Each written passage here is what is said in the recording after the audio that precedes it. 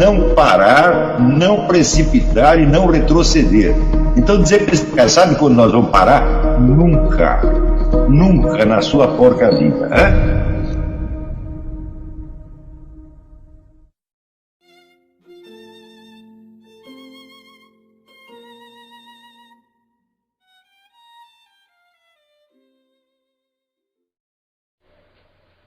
Então, não se trata um modelo integral de pessoa, mas um modelo de uma qualidade específica que você realmente pode desenvolver.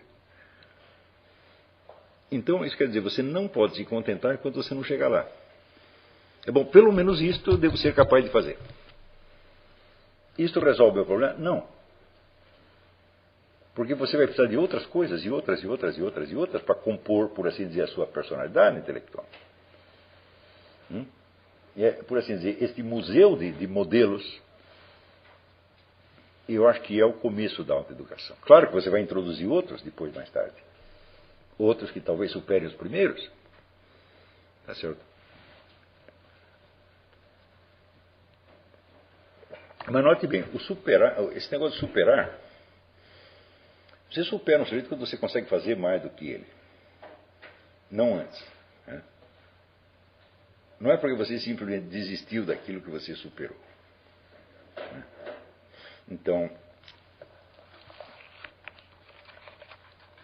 eu posso dizer que o Brasil está repleto de ex-estudantes dos meus cursos que acreditam que superaram o Olavo de Carvalho. Porque eles se tornaram incapazes de continuar aprendendo com o Olavo de Carvalho, decidiram partir para outra que superaram. Não, isso não é superar. Você simplesmente cansou. Né? E decidiu fazer outra coisa. Superar, meu filho, bom, é hora que você fizer alguma coisa equivalente ao que eu fiz. Aí sim. Claro que ninguém fez, nem vai fazer. Né? Porque quando você pega uma linha de aprendizado, você tem que percorrê-la até o fim. E até o fim significa você tornar-se capaz de fazer algo do mesmo nível. Aí você completou o seu aprendizado. Fora disso, não. Portanto, se vocês tiverem que estudar comigo durante 20 ou 30 anos, não há novidade nenhuma nisso. Isso sempre foi assim. Os grandes estudantes acompanharam seus professores por 20 ou 30 anos. Aristóteles ficou 18 anos na academia de Platão. E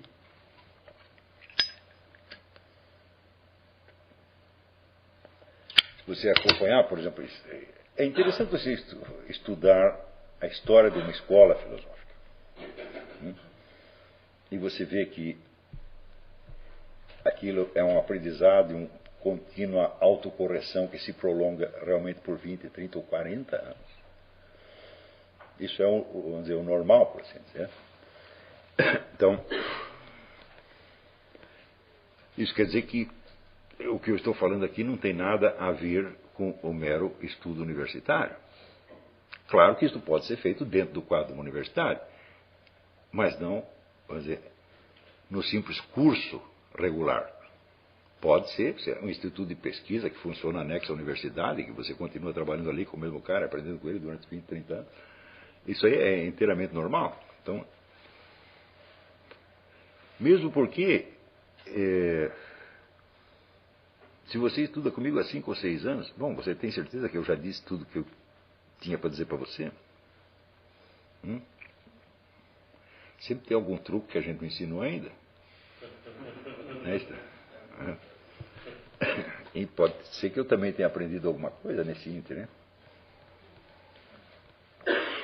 Então, por exemplo, nas escolas de artes marciais não existe a menor dúvida quanto a esse ponto.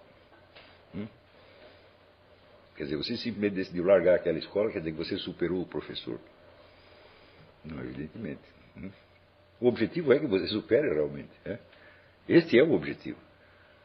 A gente ensina as pessoas para que elas façam algo melhor do que nós fizemos, meu Deus do céu. Se é para fazer a mesma coisa, bom, não precisa fazer porque eu já fiz. Se é para fazer pior, é melhor não fazer nada. Tá certo? Então, o objetivo é produzir pessoas capazes de fazer algo melhor do que eu fiz. É claro que é um objetivo idealístico e que pode levar muito tempo.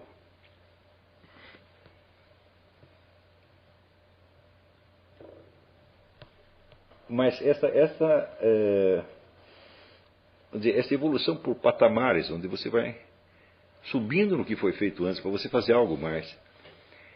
Isso é o processo normal da cultura, mas isso é desconhecido no Brasil. Isso é desconhecido até mesmo fisicamente. Se vocês estudarem a história da cidade de São Paulo, você vê que a cidade foi construída e destruída 100 vezes. De modo que você não tem... É impossível você observar na cidade de São Paulo traços da história da arquitetura paulista. A história sumiu. Só sobraram os últimos edifícios. Você não sabe o que tinha antes. Só se você procurar fotografias. Isso quer dizer que a história da arquitetura só existe no papel. Não existe mais na arquitetura. E eu me lembro quando eu fui para a Romênia, eu fui num lugar chamado Museu das Aldeias, onde um grupo de arquitetos percorreu as várias regiões da Romênia e copiou exatamente um modelo de casa ou de cabana popular de cada lugar. Então você vê ali a história e a geografia da arquitetura romena, a evolução dos vários estilos nas várias regiões. E esses modelos que eles copiaram ainda estão lá. Você tem os edifícios novos e você tem os antigos. Só que quando você vai criar um edifício novo, você tem a consciência da história da arquitetura. Então você sabe mais ou menos onde aquele edifício novo se encaixa na evolução dos estilos anteriores. Então existe um diálogo entre o novo e o antigo. Em São Paulo não tem nada disso. O sujeito teve uma ideia de uma coisa nova, arbitrária, que saiu da cabeça dele, ou que ele copiou do modelo estrangeiro. Ele vai e mete aquilo no meio de uma rua sem nem olhar o que tem em volta. Então conseguiram criar uma monstruosidade arquitetônica como nunca existiu no mundo. Vocês que estão vendo aqui para os Estados Unidos, vocês não estão numa região de gente rica, nem nada. Mas isso aqui tem estilo ou não tem estilo? Salta aos olhos.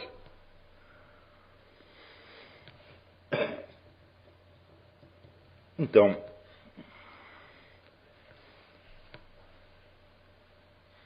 nessa coisa dos modelos, vocês também precisam levar em conta o seguinte: como vocês estão num lugar que não tem história.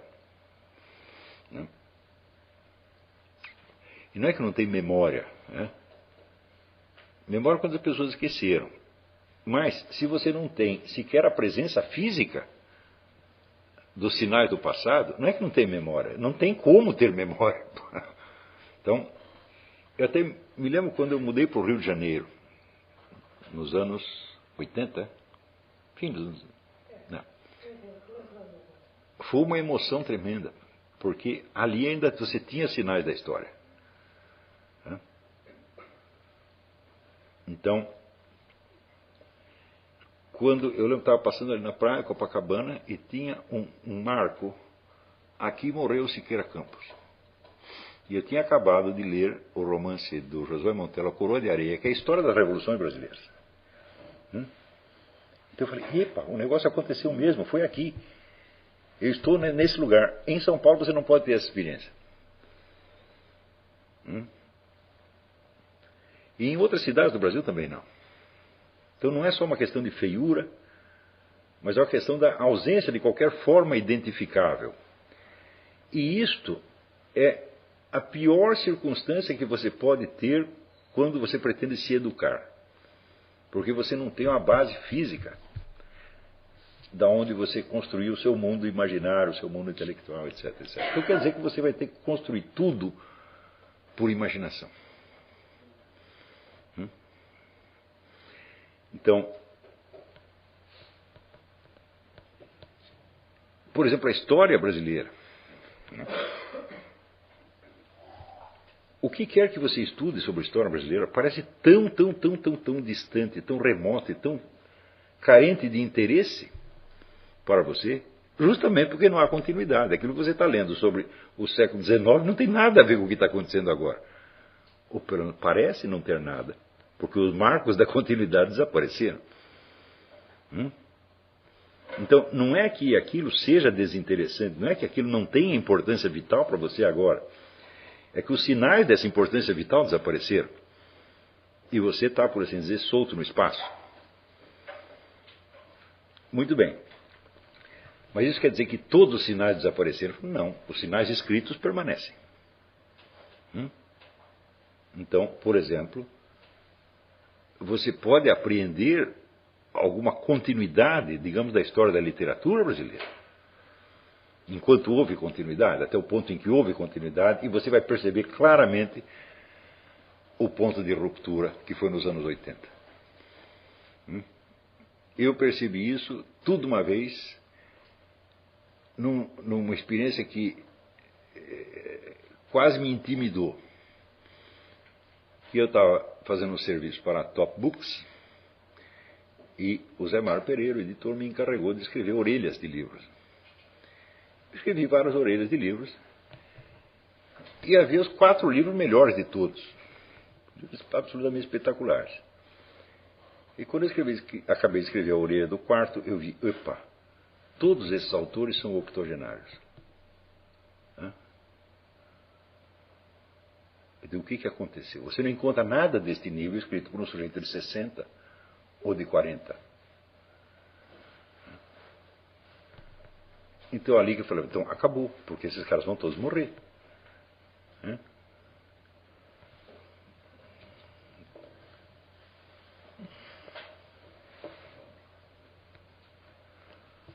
Quando depois, anos depois de ter viajado, eu voltei e encontrei aqueles velhinhos, eles já estavam realmente gagás. Daí não dá para fazer mais nada. E alguns tinham morrido. E da geração seguinte não veio nada. Então, bom, eu não posso dizer que eu não vi esse desenvolvimento histórico. Eu vi. Mas eu também vi que ele parou num certo momento.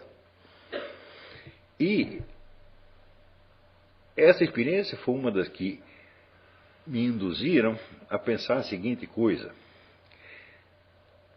Para que o fio da meada não se perca completamente, é preciso que alguém faça a ponte entre uma geração e outra. E só tem um nego capaz de fazer isso, que sou eu. Porque ao mesmo tempo eu me lembro de tudo. E eu sou capaz de falar com a geração mais nova. Eu entendo a linguagem de uns e mais ou menos a linguagem dos outros. Então dá para eu fazer isto. Foi em vista disso que eu criei o estilo no qual eu escrevi o Imbecil Coletivo, por exemplo. Que é um estilo onde certos requintes de erudição se misturam, vamos dizer, às piadas mais bregas e grosseiras que você pode imaginar. E tem um aqui, um americano, que leu isso e falou, mas esse negócio é barroco, ele mistura tudo. Eu digo, sim, eu fiz isso de propósito. Para que as pessoas, lendo isso, elas transitem entre uma época e outra. Então, bom, esse livro foi uma maneira de tentar juntar essas duas épocas. Mas foi só um esboço.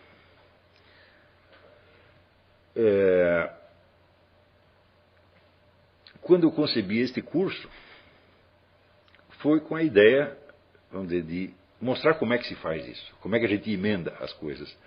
Não num livro, mas na nossa mente. Ou seja, como é que nós mesmos incorporamos em nós uma história que nos foi sonegada, de alguma maneira. Eu digo, muito bem, então, sob um certo ponto de vista, é uma situação extremamente desfavorável. Mas, para fins de autoeducação, eu digo, não poderia ter coisa melhor. Por quê? Porque a educação sumiu e só sobrou a autoeducação. Então, o que você não fizer por este meio, você não vai fazer por meio nenhum. Então, esta aqui é a chance única. Note bem que, transcorridos 20 ou 30 anos desse processo, aos poucos começam a aparecer alguns produtos melhores. Um livro aqui, às vezes, até um site, uma coisa assim, digo, opa, está dando sinal de vida.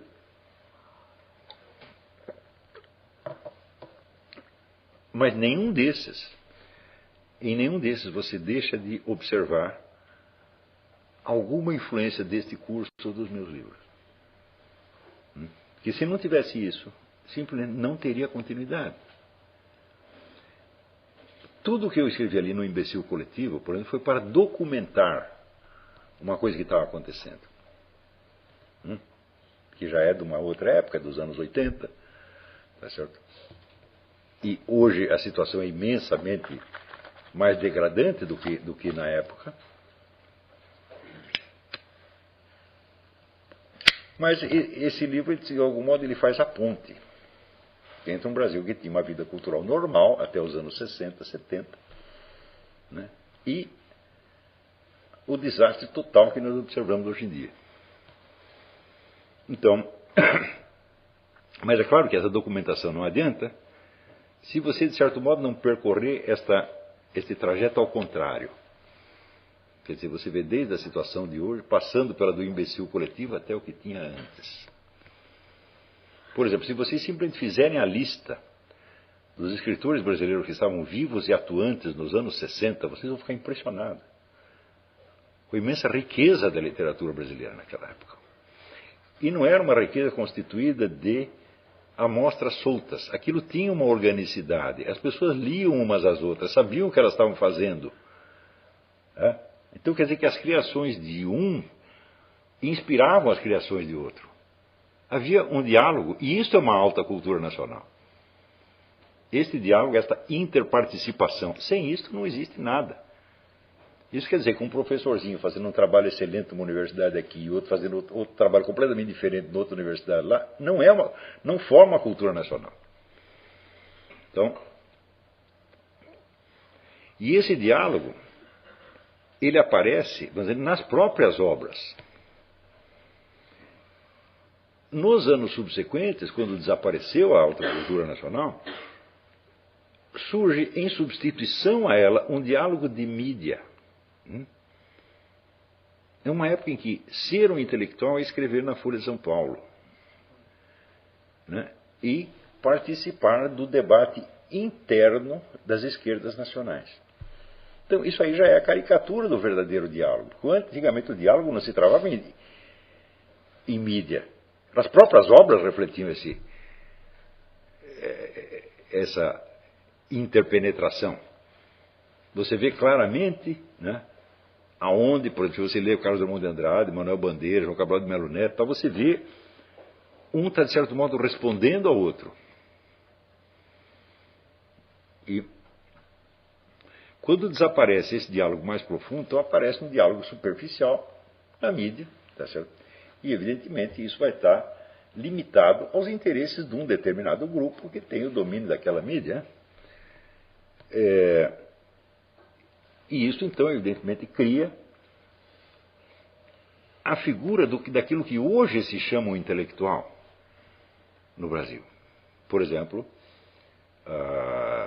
este encontro que teve na USP a respeito da direita, né? 5 caras de esquerda discutindo o ressurgimento da direita, né? Então, o ressurgimento da direita quer dizer meia dúzia de blogs, né? Quer dizer, o que eles estão discutindo como direita é a prova viva de que não existe direita nenhuma. Como eles não sabem exatamente o que é uma direita, eles pensam que isto é. Então, aquilo evidentemente é um diálogo de equívocos, tá certo? Onde existe um grupo de pessoas encarregado de representar os intelectuais. Então, não é preciso dizer que essas pessoas se consideram, vamos dizer, a própria definição do intelectual. Quando ele fala assim, os intelectuais precisam fazer isso, aquilo significa o seguinte, aqueles intelectuais daquele grupo esquerdista, da USP, da PUC, etc., precisam fazer alguma coisa. E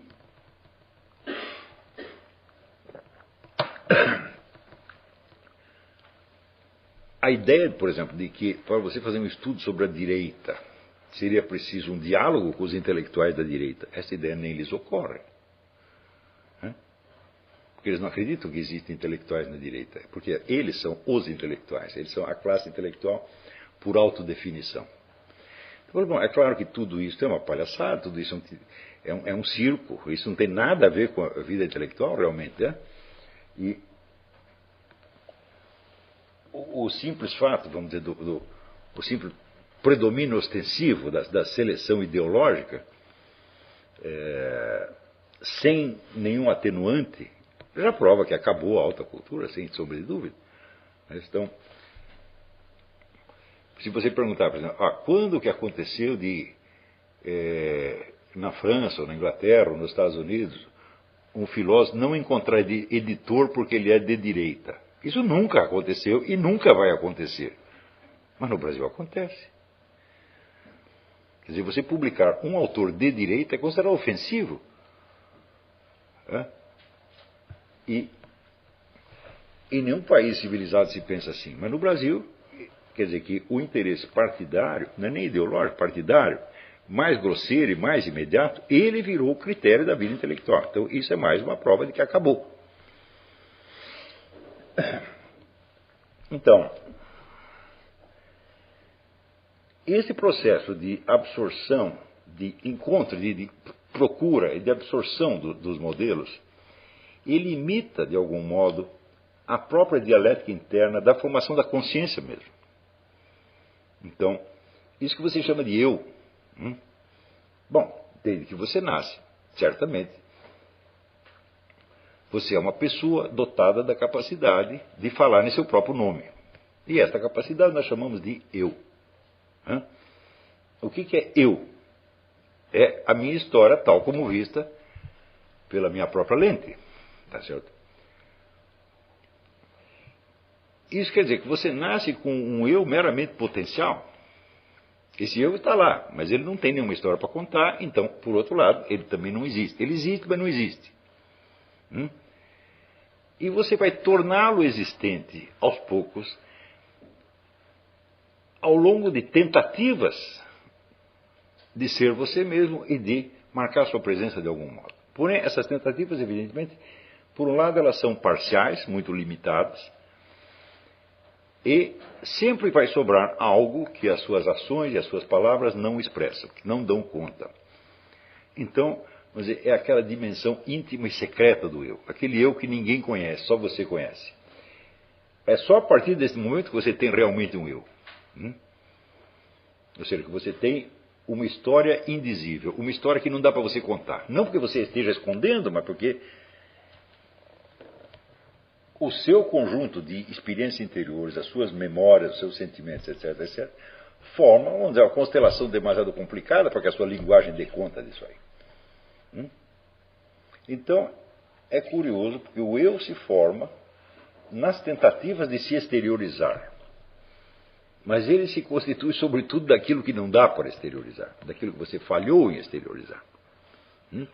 De que constitui, então, o seu mundo. Desse mundo, você vai conseguir, através das suas ações e palavras, sempre exteriorizar um pouquinho só. Mas, esse pouquinho tem que ser muito bem selecionado.